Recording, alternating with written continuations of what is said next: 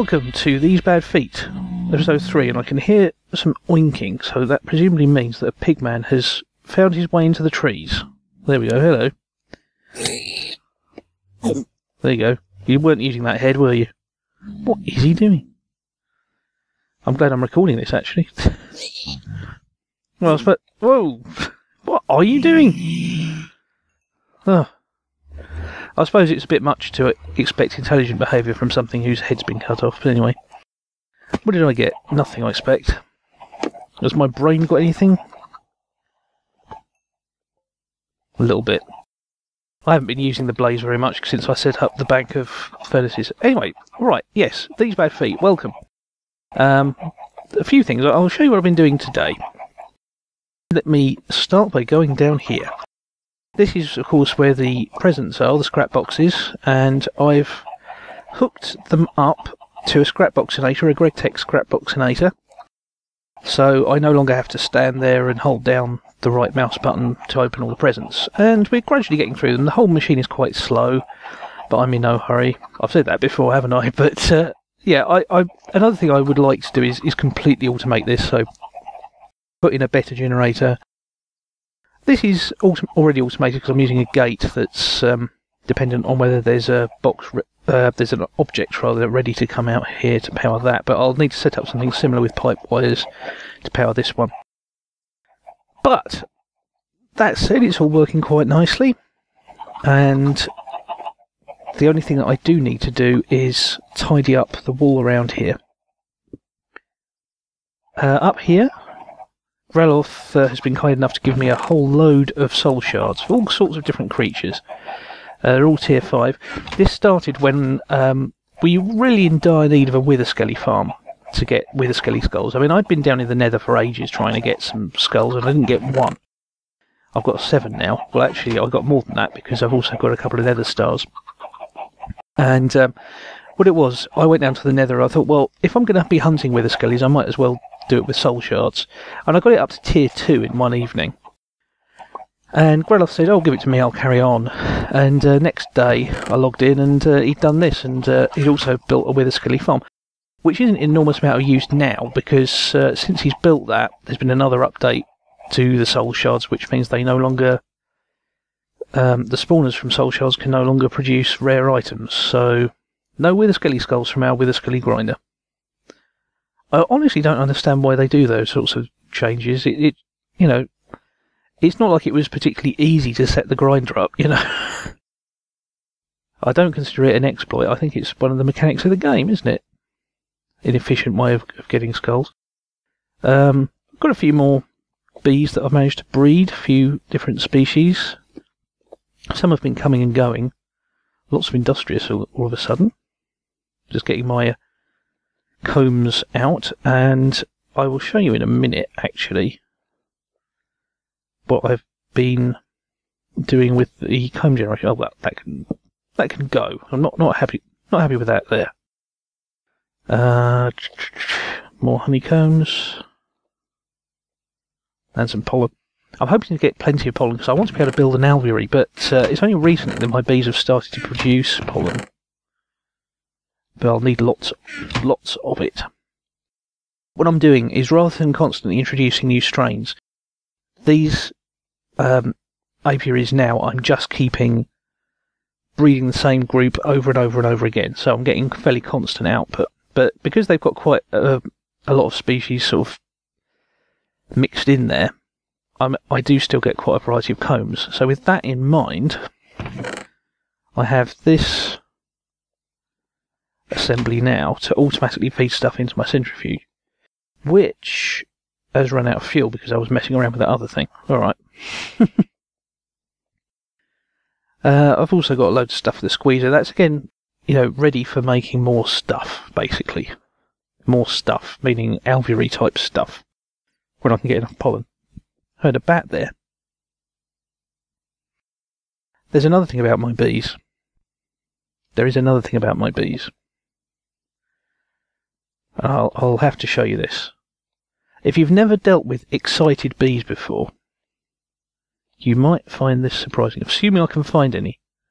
There we go. Excited Princess will combine that with an ancient drone. So excited and ancient.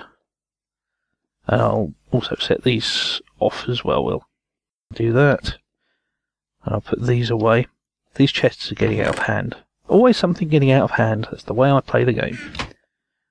Now wait for it. Oh, no, it's still night time, isn't it? They're still asleep. Alright, well, I'll sort out some of these as well. So we're back. It's daytime. And I only have to go over to my bees. And it's thundering. This is what excited bees do for you.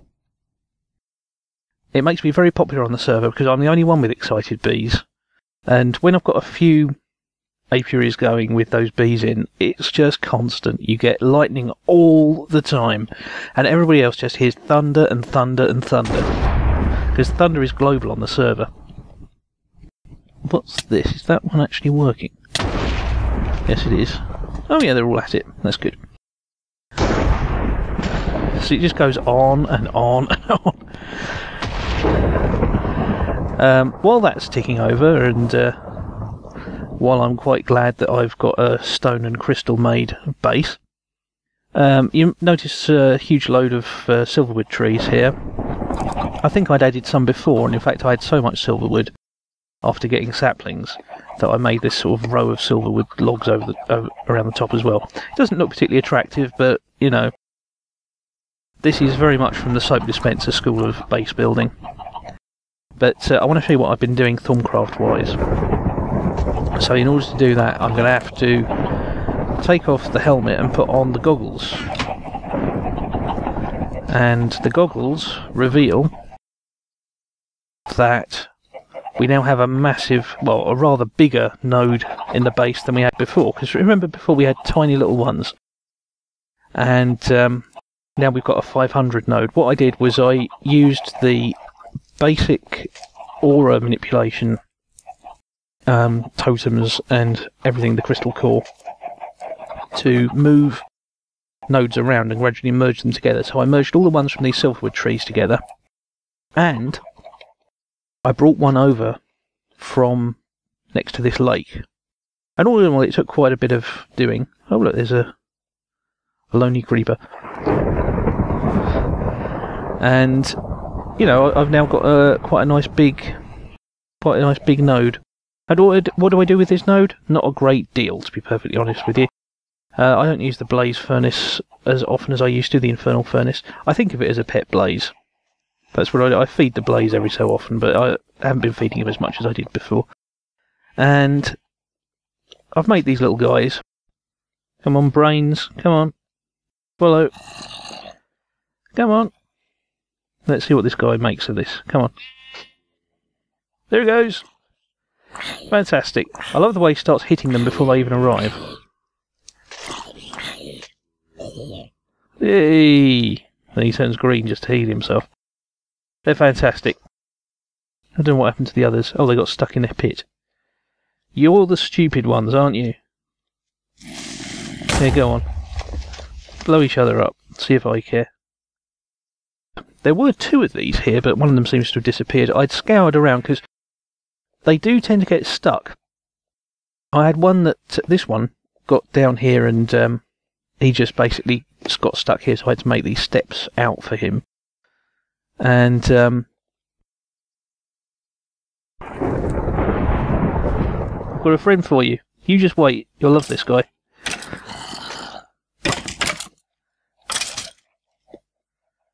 Hey, I wish they produced XP. But, so yeah, so what did you do to your friend? Did you kill him? I bet you did. I bet that's what they do. I bet they eat each other. Another thing they do is, if a creeper comes by default, they basically run away from creepers, which is very sensible. But what he'd done was he'd run in here, and he'd basically run all the way past the fire to here, where he was clutching onto this pipe and wouldn't move. So yeah, I had to use the wand to put him back. But the funny one, the other one by the door there, he ran away from a creeper And where did he run to? He ran all the way down these steps, down here, and hid in this corner. That's where he went. I found him standing on a cake. Now, what I'm not clear about is whether... I've been thinking about building a GregTech lightning rod, and I know that's expensive because I need to make all of the super condenser and all that stuff. But it would certainly be a good way of getting massive power generation. And what can you do with massive power generation? You can make a matter fabricator, which means I'd be able to make UU matter. But a lightning bolt is a good way of getting it, of course. I'm not sure, though, whether this lightning works particularly well with the GregTech stuff, though. It's quite a commitment to make it. I know that if I just made an enormous lightning conductor, it would work as long as it was raining, but even so. Even so. What did he say? Oh, hello. Wisp. Where are you? There you are. Get away from me. I love the way you can set a wisp on fire. It's totally realistic. Look at that. Graphical effect. Winner of the Graphical Effect Minecraft Awards there. Of course I'm using Optifine, so everything's flashing like mad. Hopefully the next update will fix that. Funny enough, I had another mysterious decimation of my chickens. I've created this chicken prison for them, because when I throw their eggs back in, they tended to bounce out into my crops. Not that I really use the crops much, but it was annoying. So...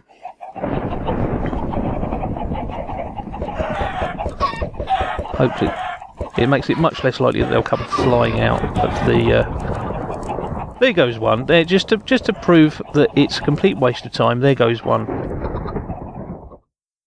So yeah, we're looking possibly at resetting the map, as I said, but we've also reset a few chunks, because every time there's a major update, Grados likes to reset the chunks that are outside our base, just so that any stray entities or anything that's there that might be lagging the server gets removed. And unfortunately, he didn't check with me before that reset, and so I lost my bee outpost in the swamp and the desert, and also my oil well, which is okay because I've filled up my oil tank now and my fuel tank.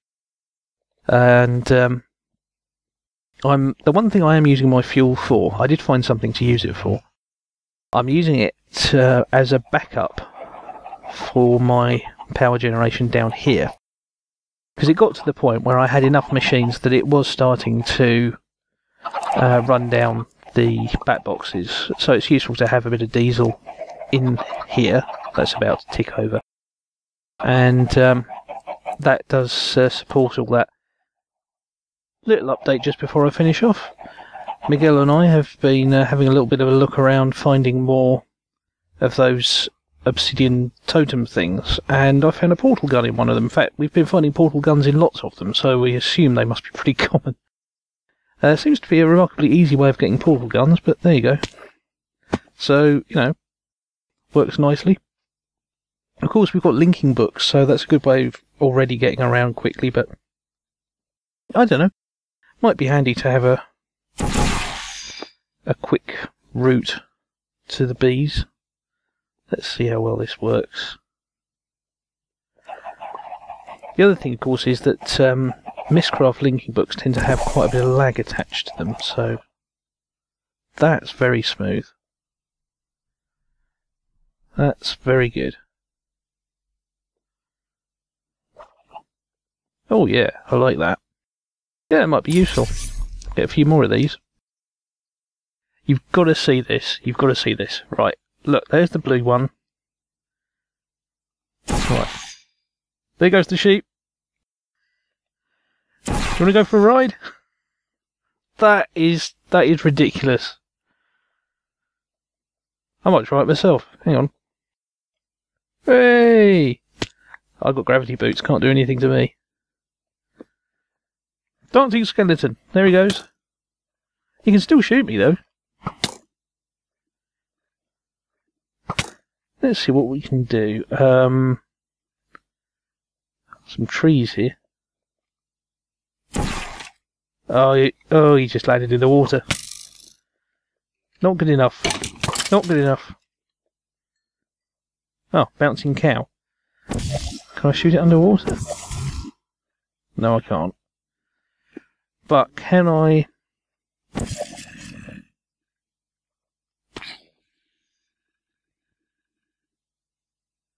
Fantastic. Of course, I did read somewhere that you could do that, but that is a really handy way of clearing an area. Okay, well, as I sort this mess out and put it all away, thanks very much for watching. I will see you again next time on These Bad Feet.